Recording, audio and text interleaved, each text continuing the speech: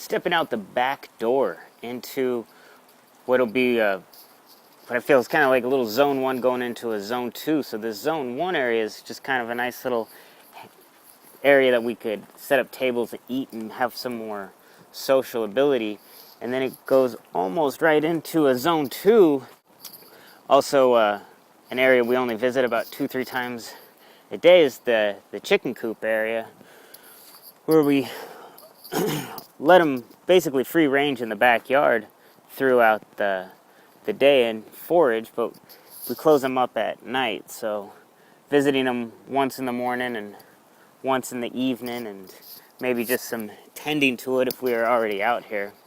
This side yard has also been a challenge, once again, just to the amount of trees. Most of these trees being on my neighbor's property that can't really cut down to get more solar light. So our opportunity is only a few hours in the summer and very little solar energy in the winter. But it would be good to maybe trim back some of these rhodiola bushes and trade it for a more productive plant. Some of the other productive trees we have, this is a plum tree. We also have an apricot tree.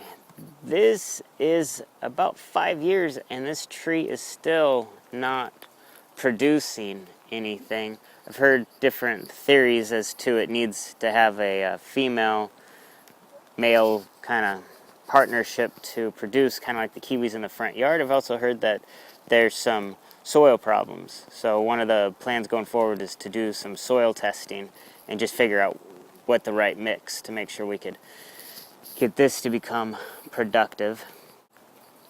Another aspect of our zone 2, so just next to the kitchen or the chickens, is our kitchen scraps composting barrels and another composting system. So we would be making trips routinely out here and hopefully combining them with the trips to tending the chickens, bringing out some kitchen scraps, feeding the chickens, and taking care of our compost needs on the same trip. So this is the east side of the property, and this aspect of the property line right here runs perfectly north-south along the grid.